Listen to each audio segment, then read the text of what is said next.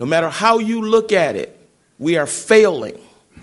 We find ourselves in a position today where our kids are not being educated. And everybody in this room should be disturbed about this, because we will not prosper as a region until we fix this problem. Trapped in a system that doesn't work, Detroiters are looking for an education solution. In the final Pancakes and Politics of the season, Detroit Public Schools Emergency Manager Roy Roberts and the Education Achievement Authority's Dr. John Covington took center stage.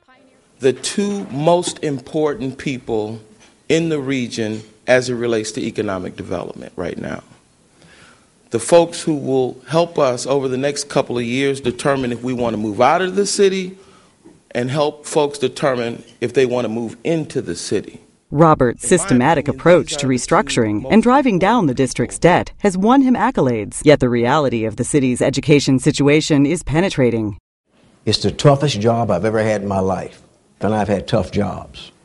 It's tough because the people you try to help the most are the hardest on you.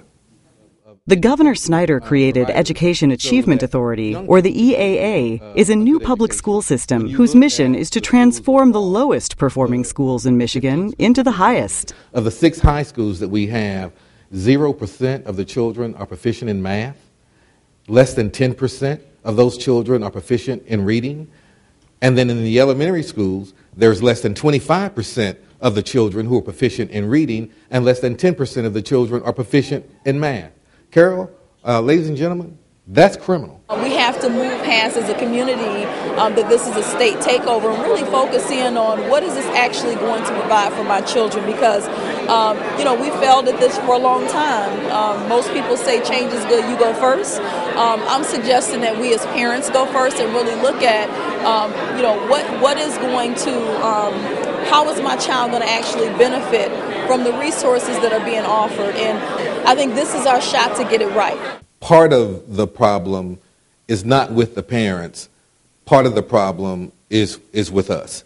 I cannot tell you the number of times that I know for a fact where parents have reported to the school to find out what's wrong with their child or to find out what they can do to help their child, only to be mistreated or talked down to by those of us who are in the schools. And as a result of that, it turns parents off, and they just refuse to come back.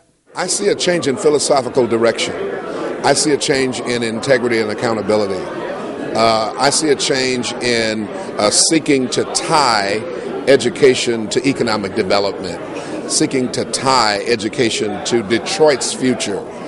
In this city, Detroit Public Schools, you've had 7 superintendents in 8 years. Principals couldn't adjust, teachers couldn't adjust, and you couldn't get the job done, and it became porous, and people stole. People have done everything under the sun. Go back to 1960. This was the #1 school district in the United States of America, and we lost it. Poor management, poor direction. School boards culpable, the union's culpable, leadership's culpable, the state of Michigan is culpable. There's enough culpability to go around. I take the position, it's on my watch. And we're going to go at this with a fervor. And I'm not buying the crap that people come to me trying to sell me. People come to me and they don't care about the kids. They want my money or they want votes. I said, kids can't vote and kids don't have money. I'm speaking for the kids. We have a lot of talent here.